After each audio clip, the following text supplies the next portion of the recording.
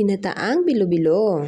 Hi guys! For today's video nga ay magluto tayo ng ginataang bilo-bilo. Ayan nga at sinala ko na yung pangalawang piga ng gata. Pagkatapos nga ay lagyan din ng asin. Kailanganin pala natin ng saba. Ayan nga at ginayat ko na siya. Kailangan nga din po natin ng kamote. At saka ang ating ube, ayan. Ito nga at harina na nilagyan ng konting tubig. Ganyan ang texture na dapat, ayan. Dapat ay hindi malabnaw. Ayan nga at kailangan din natin ng asukal. Ayan nga at takpan muna natin siya at pakuluin bago natin lagyan ng mga sangkap. Pag kumulo na nga siya ay pwede na natin unahin yung ating harina. Ayan nga at bilog-bilugin na natin at pagkatapos ilagay siya at halu-haluin ng konti at takpan ulit. Pagkakulungan nito guys, takpan muna at hayaan muna natin kumulo ulit at pagkatapos ilagay na natin yung ating ube. Ayan.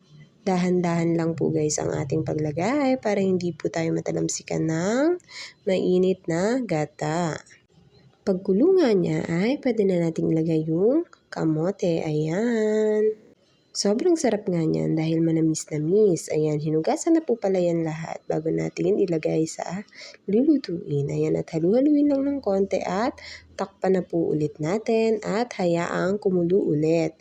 Ayan, sobrang colorful nga at kumulay na agad yung ating ube. Ayan nga at pagkakulo po ay pwede na nating lagay ulit yung ating saba. Ayan, dahan-dahan.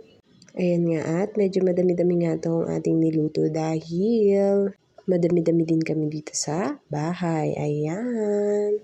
For the go ang ating paghahalo.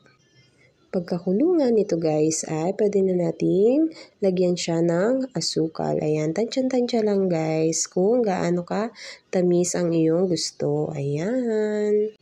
Pag sa tingin nga natin ay medyo nabawasan na yung kanyang gata ay pwede na natin ilagay yung kanyang kakang gata. Yung pinakaunang pinigyan natin na gata. Ayan.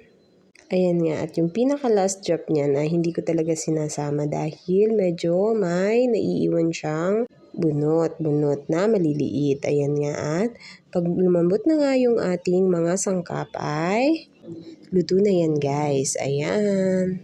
Antayin natin kumulo.